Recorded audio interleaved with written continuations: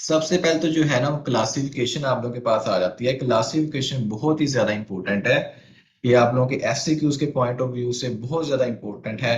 Classification AML की वो लाजमी पूछता होता है, डब्ल्यूएचओ क्लासिफिकेशन पूछ लेता है या फिर वो जो है फैब क्लासिफिकेशन पूछ लेता है। डब्ल्यूएचओ जो क्लासिफिकेशन है वो लेटेस्ट क्लासिफिकेशन है जिसे कि अब जो है वो फॉलो किया जाता है। जो फैब क्लासिफिकेशन है वो थोड़ी सी पुरानी क्लासिफिकेशन है। फैब आपके पास होता है French American British classification FAB. लेकिन अब जो लेटेस्ट है आपके पास वो वर्ल्ड हेल्थ ऑर्गेनाइजेशन जो डब्ल्यूएचओ है उसको फॉलो किया जाता है। सो फर्स्ट हम जो है डब्ल्यूएचओ क्लासिफिकेशन को देख लेते हैं। उसके बाद जो है मैं आप लोगों को फैब क्लासिफिकेशन का बताता हूँ। दोनों ही क्लासिफिकेशन जो है बहुत इंपॉर्टेंट है। ये लाजमी ऐसे क्यों आ जाता होता है कि डब्ल्यूएचओ क्लासिफिकेशन एएमएल की लिखें या फिर जो है फैब क्लासिफिकेशन के बारे में बताएं। सो पहले हम जो है डब्ल्यूएचओ क्लासिफिकेशन को डिस्कस करते हैं एएमएल की। सो उसमें उसने बताया होगा जी AML with the recurrent genetic abnormalities। सबसे पहले उसने कह दिया है कि AML है वो एसोसिएटेड है जेनेटिक एबनॉर्मेलिटी से, यानी कि जेनेटिक्स में उसका जो है रोल है। अब कौन सी जेनेटिक्स में उसने ट्रांसलोकेशंस का बताया हुआ, जो तीन जो है सबसे मेन जो ट्रांसलोकेशंस है। आपकी बुक में अगर आपका लेटेस्ट एडिशन है ना उसमें मजीद क्लास जो इसमें ट्रांसलोकेशन वगैरह मेंशन की होंगी, लेकिन जो तीन ये है ना ये सबसे ज्यादा इंपॉर्टेंट है जो आप लोगों को लाजमी तौर पर याद होनी चाहिए। फर्स्ट उसने लिखी हुई है AML with the translocation A21। ये 8 भी क्रोमोसोम का नंबर है, 21 भी जो है आप लोगों के पास क्रोमोसोम का नंबर है। So AML with the translocation A21। उसके बाद आप लोगों के पास आ जाता है जी AML with the inversion 16, AML with the translocation 1517 और Q22, Q12, PML RAR alpha. ये आप लोगों के पास जो है ये जो है ट्रांसलोकेशन जो है पाई जाती है। ये तीन ट्रांसलोकेशन जो है आपको लास्ट में ही पता होनी चाहिए। A21, इन्वर्शन 16 और उसके बाद जो है ट्रांसलोकेशन 1517। उसके बाद इसमें पॉइंट बनाया हुआ है AML with the myelodysplasia related changes। सो माइलोडिस्प्लेसिया भी हमारा एक टॉपिक होगा, वहां पे इसे डिस्कस करेंगे। फिलहाल के लिए आप देखें कि AML विद माइलोडिस्प्लेसिया रिलेटेड चेंजेस, ये भी एक पॉइंट आपके पास है। थर्ड पे उसने लिखा हुआ है थेरापी रिलेटेड माइलोइड नियोप्लाज्म्स, ये चीज आ जाती है। फोर्थ नंबर पे उसने लिखा हुआ है acute myeloid leukaemia not otherwise specified, AML NOS not otherwise specified. इसमें जो है आपके पास काफी आगे फर्दर चीजें आ जाती हैं। AML with the minimal differentiation, AML without differentiation, AML with maturation, acute myelomonocytic leukemia, acute monoblastic और monocytic leukemia, acute erythroid leukemia, acute megakaryoblast leukemia, acute basophilic leukemia, acute panmyelosis with myelofibrosis।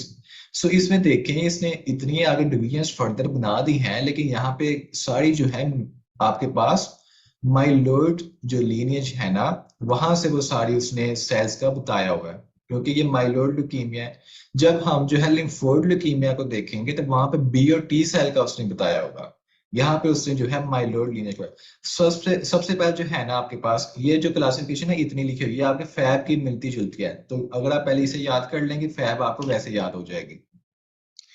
इसमें है सबसे पहले तो है minimal differentiation, उसके बाद है विदाउट डिफरेंशिएशन, फिर मैच्योरेशन थोड़ी सी हो गई है, फिर मोनोसाइट का उसने बता दिया है, फिर मोनोप्लास्टिक मोनोसिटिक का बता दिया, उसके बाद जो है वो इरिथ्रोइड पे आ गया है, उसके बाद उसने जो है प्लेटलेट्स के वाले से बता दिया है, फिर बेजोफिल के वाले से बता दिया है। तो ये आप लोगों ने एज सच ये चीजें याद करनी है sequence wise. Minimal differentiation, without differentiation, with maturation. जो फर्स्ट थ्री है उसने लिखा है AML विथ, ठीक है ये भी ध्यान रखें जरा, AML विथ। जो उससे नेक्स्ट है ना उसमें उसने लिखा हुआ है अक्यूट, और अक्यूट के बाद लिखा हुआ है myelomonocytic, acute monoblastic monocytic, acute erythroid, acute megakaryoblastic, acute basophilic, acute panmyelosis with माइलोफाइब्रोसिस।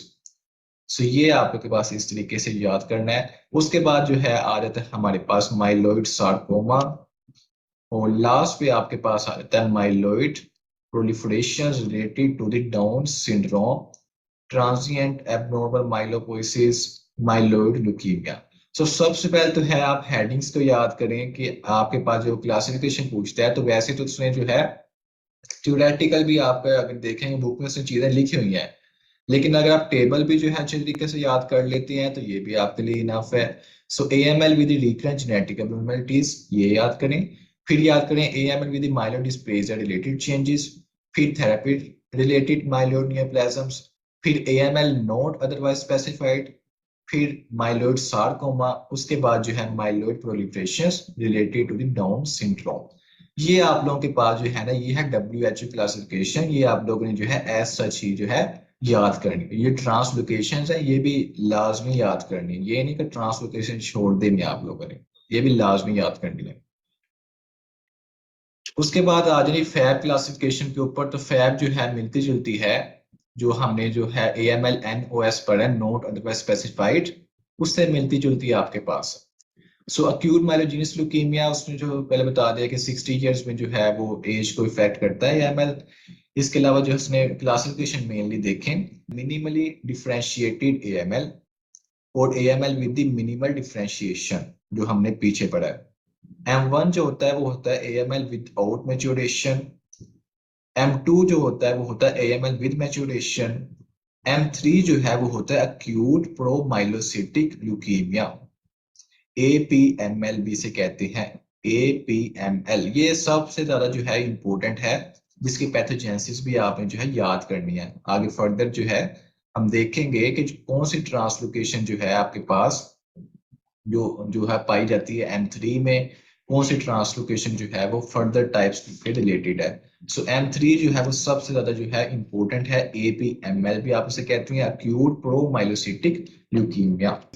M4 आ जाता है अक्यूट माइलोसिटिक ल्यूकीमिया। M5 आ जाता है अक्यूट मोनोसिटिक ल्यूकीमिया। M6 आ जाता है अक्यूट एरिथ्रोल्यूकीमिया। M7 आ जाता है acute मेगाकैरियोसिटिक leukaemia.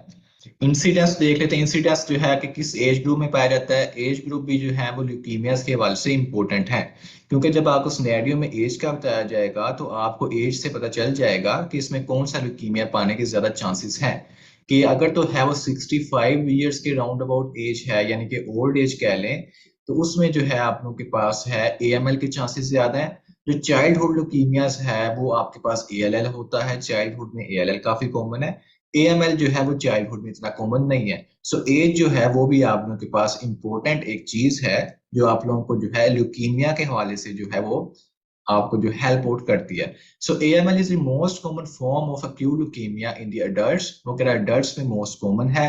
Becomes increasingly common with the age, जैसे जैसे एज बढ़ती जाती है इसके जो है चांसेस जो है वो ज्यादा होते जाते हैं AML के। जो मीडियन ऑनसेट है वो है 65 ईयर्स का। जो चाइल्डहुड है उसमें ल्यूकीमिया की इसकी बहुत ही कम परसेंटेज है AML की। सो 65 इसकी मीडियन एज है। अडल्ट्स में जो है मोस्ट कॉमन फॉर्म है AML जो है वो पाया जाता है। क्लिनिकल फीचर पर अगर हम देखते हैं, सो क्लिनिकल फीचर मैंने आप लोगों को बता दिए थे, जो बेसिक जो क्लिनिकल फीचर थे, जो कि ऑलमोस्ट जो है सब ल्यूकीमियाज में पाए जाते हैं। मैंने आप लोगों को बताया था कि ऑलमोस्ट सारे ल्यूकीमियाज में जो है वो बोन मैरो फेलियर हो जाएगा। बोन मैरो फेलियर इस हवाले से है कि वहां पर जो है ओवर क्राउडिंग हो जाती है। जो एबनॉर्मल सेल्स हैं उनकी क्राउडिंग की वजह से जो नॉर्मल सेल्स हैं वो भी अच्छे तरीके से अपना जो है वो फंक्शन परफॉर्म नहीं कर पाते। तो होता क्या है कि आपके पास जो जो है एबनॉर्मल सेल्स हैं, सो न्यूट्रोपीनिया देखने को मिलेगा। इसके अलावा जो है एरिथ्रोपोसिस इफेक्ट होती है तो आपके पास अनीमिया देखने को मिलता है। और इसके अलावा जो है प्लेटलेट्स हैं उनकी फॉर्मेशन इफेक्ट होती है तो थ्रोम्बोसाइटोपेनिया देखने को मिलता है। सो उसमें जो क्लिनिकल फीचर्स हैं वो अनीमिया के क्लिनिकल फीचर भी देखने को मिलेंगे, थ्रोम्बोसाइटोपेनिया के क्लिनिकल फीचर भी देखने को मिलेंगे, और बाकी WBC के तो वही इन्फेक्शन वगैरह देखने को मिलेंगे। वो तो है बेसिक जो है ऑलमोस्ट जो है सब में पाए जाएंगे। जो इसमें जो है ना स्पेसिफिक फीचर्स, जस्ट लाइक अनीमियाज में मैंने आप लोगों को जो स्पेसिफिक फीचर्स बताए थे जो कि आपके डायग्नोसिस में हेल्प आउट कर रहे थे, यहाँ पर भी हमने जो है स्पेसिफिक फीचर्स को है नोट डाउन करना है कि कौन से स्पेसिफिक फीचर्स हैं जिससे हमारा जो डायग्नोसिस है वो कंफर्मेशन की तरफ जाएगा। So clinical features of AML are dominated by the pattern of bone marrow failure caused by the accumulation of the malignant cells within the marrow. ठीक है, मैंने बता दिया आपको। Infections are frequent and anemia, thrombocytopenia are often profound, ये भी मैंने आपको बता दिया। अब बात जी आपके पास जो है Important one. A bleeding tendency caused by the thrombocytopenia and DIC is characteristic of the promyelocytic variant of the AML. जो DIC है वो इंपॉर्टेंट क्लिनिकल फीचर है प्रोमाइलोसिटिक वेरिएंट का। इसके अलावा नेक्स्ट चलते हैं तो नेक्स्ट कहता है tumour cells can infiltrate A variety of tissues. Like मैंने आपको बताया था कि जो सेल्स हैं, ट्यूमर सेल्स हैं, वो डिफरेंट ऑर्गन्स में भी चले जाते हैं। लाइक आपकी स्किन थी, इसके अलावा बाकी ऑर्गन्स थे, उनमें भी जो है पेंट्रेट कर जाते हैं। सो इसमें भी यहाँ पर है कि गम हाइपरट्रोफी है और इन्फिल्ट्रेशन ऑफ द स्किन है, जिसे ल्यूकीमिया क्यूटिस कहते हैं आप। इसके अलावा सीएनएस डिजीज है। तो वो कैरेक्टरिस्टिक्स हैं दो तरह के वेरिएंट की, एक है माइलोमोनोसिटिक वेरिएंट और दूसरा है मोनोसिटिक वेरिएंट। सो ये आप लोगों के पास है क्लिनिकल फीचर्स, बिल्कुल इजी क्लिनिकल फीचर थे। बोन मैरो फेलियर था, पैनसाइटोपिनिया पाया जा रहा था।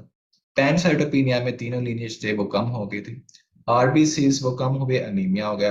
फंक्शनल डब्ल्यूबीसीज कम हुए, इन्फेक्शंस का जो चांसेस है वो बढ़ गए।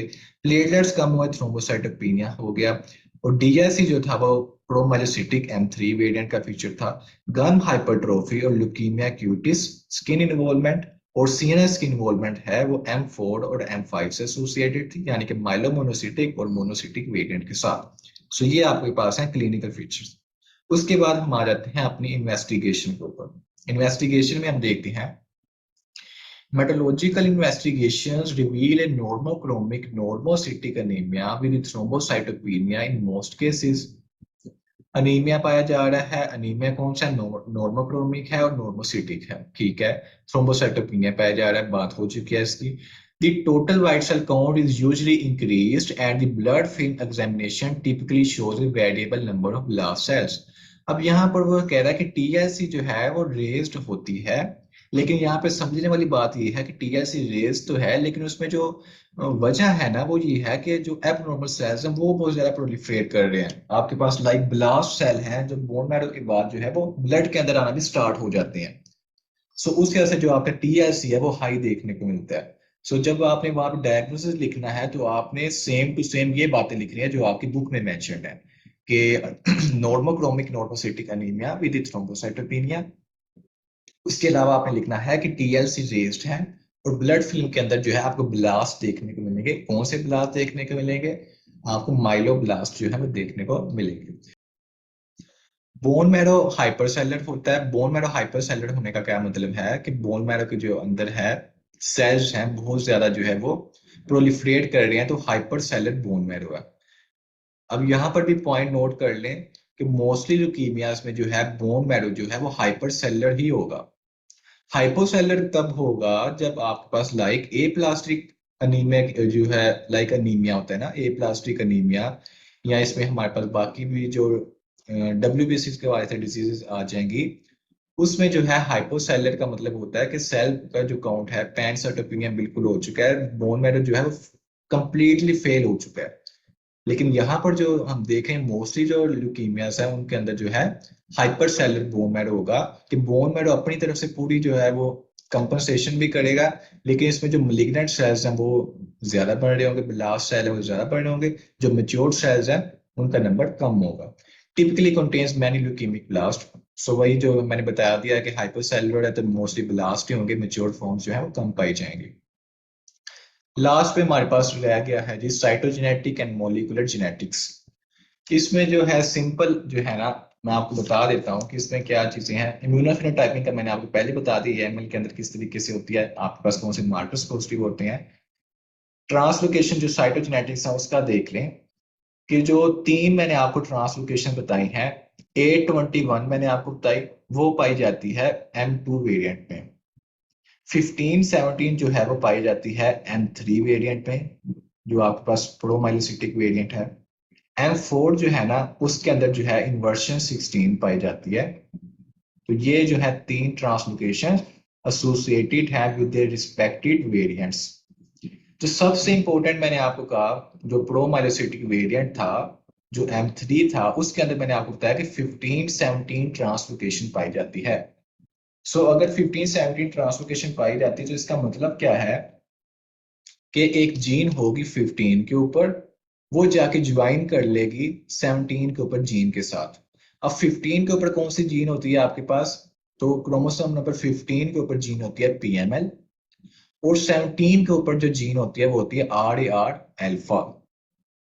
सो ये जो दो जीन्स हैं भी अपना नॉर्मल फंक्शन जो है परफॉर्म करती हैं, लेकिन अब ट्रांसलोकेशन हो चुकी है कि इसका पार्ट जो है वो उठ के कुछ इसके ऊपर आ गया है, सो एक कॉम्प्लेक्स सा बन गया। तो ट्रांसलोकेशन के नतीजे में बनता क्या है, PML R A R alpha fusion gene आपके पास जो है वो बन जाती है।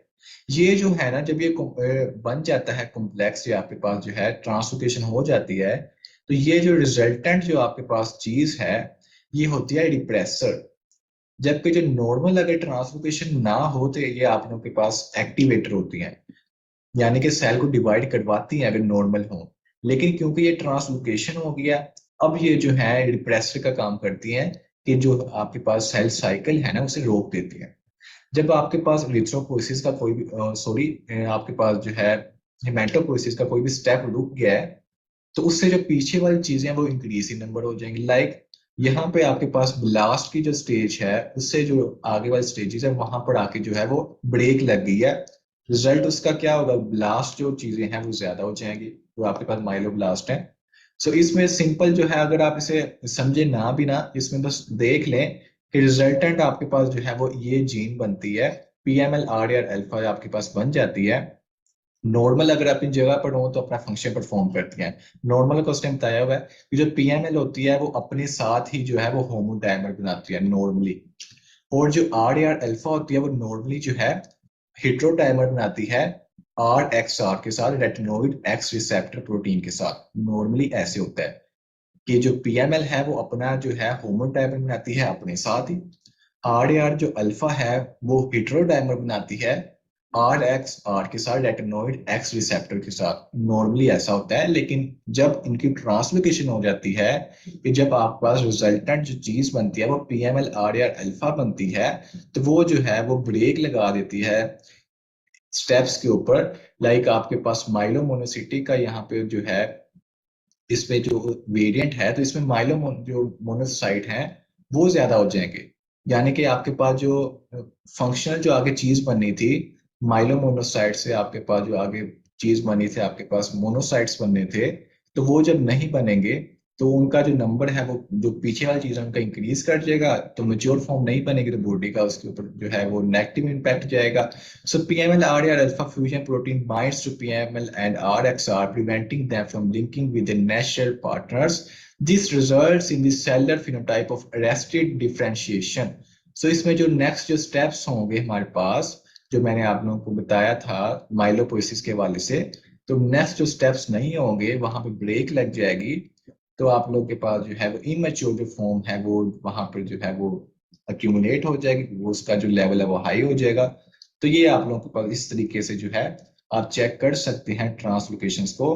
तो अगर ट्रांसलोकेशंस पॉजिटिव आती हैं तो आप लोगों का डायग्नोसिस जो है वो कंफर्म हो जाता है।